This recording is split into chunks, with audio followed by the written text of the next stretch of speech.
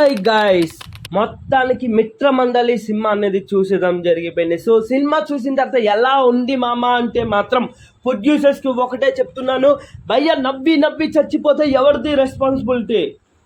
కరుపు నిండా నవ్వి నవ్వి చచ్చిపోయాం భయ్య థియేటర్లో. అసలు ఆపలేనంత నవ్వడం అనేది మామూలు కాదు. సో ఈ సోది మాత్రం అస్సలు మాట్లాడను గైస్. నేనైతే సో రివ్యూ ఎలా ఉంటే అలా చెప్పేస్తాం. ఇంకెందుకు ఆలస్యం, రివ్యూలోకి వెళ్ళిపోద్దామా.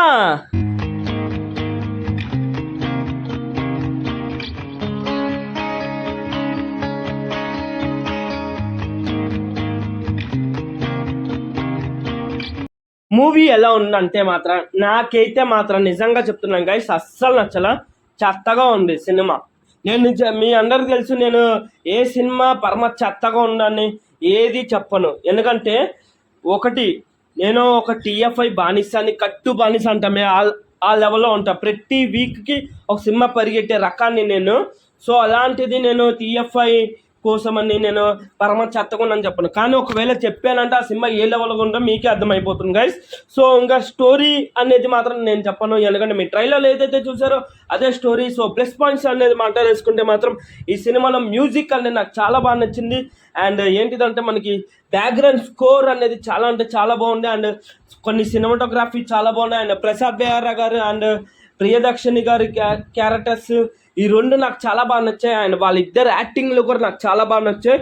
సో ఇప్పుడు మనం మైనస్లోకి వెళ్ళిపోతే, ప్రొడ్యూసర్స్కి ఒకటే మాట, నెక్స్ట్ షోస్కి అయినా దయచేసి సబ్ టైటిల్స్లో ఇక్కడ నవ్వండి, ఇక్కడ నవ్వప్పండి, మళ్ళీ ఇక్కడ నవ్వండి అని దయచేసి సబ్ టైటిల్స్లో యాడ్ చేపియండి. మీకే యూజ్. ఎందుకంటే జనాలు థియేటర్స్లో ఏంటిదంటే ఎక్కడ నవ్వాలి ఎక్కడ ఆపాలి అర్థం కావట్లేదు అక్కడ జనాలకి. ఎందుకంటే జనాలు గొర్రె బిడ్డలు అనుకుంటున్నారు కదా మీరంతా. అంటే మూవీ టీం వాళ్ళు ఒక ఇంటర్వ్యూలో చెప్పారు, తెలుగు సినిమాని చంపేస్తున్నారు మీరంతా అని. సో కానీ మీరు కంటెంట్ కరెక్ట్గా ఇవ్వకపోతే తెలుగు సినిమా ఎందుకు చేస్తున్నారు భయ్య? అసలు నాకు అర్థం కాక అడుగుతున్నాను.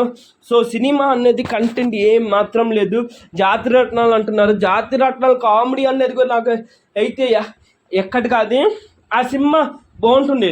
సో ఆ సినిమా అంత స్టైల్ ఈ సినిమా లేదు. ఒకటే గోల. అసలు నేను ఈ సినిమాకి ఇచ్చే రేటింగ్ మాత్రం 5కి 2.5 ఇస్తాను అంటే మామ. అది కూడా నాకు కొన్ని ప్లేసెస్లో నచ్చింది. ప్రియదర్శిని గారి కోసం నేను ఈ రేటింగ్ అనేది ఇస్తున్నాను. ఆయన యాక్టింగ్ బాగుంది, ఆయన స్టోరీ సెలెక్షన్స్ చాలా బాగుంటాయి. ఈ సినిమా ఏమైందో అర్థం కావట్లేదు నాకైతే మాత్రం. కంప్లీట్ డిసప్పాయింట్ అయ్యామమ్మ. లాస్ట్ ఇయర్లో ది మోస్ట్ డిసప్పాయింటెడ్ ఫిలిం అనేది Harihara Veeramallu, the biggest VFX అనుకున్నా. కాదు మామ, ఇప్పుడు మేమున్నామనే మిత్ర మండలి కూడా వచ్చేసింది. ది బిగ్గెస్ట్ బిఎఫ్ఎక్స్ అయితే హరిహర వీరమల్లు, అండ్ డిసప్పాయింట్ అయితే మాత్రం మిత్రమండలి నాకైతే. సో అంటే మీరు చూసారా? చూస్తే ఎట్లా ఉంది కింద కామెంట్ చేయండి. And subscribe to channel guys please. ఇంకంటే థ్యాంక్ యూ.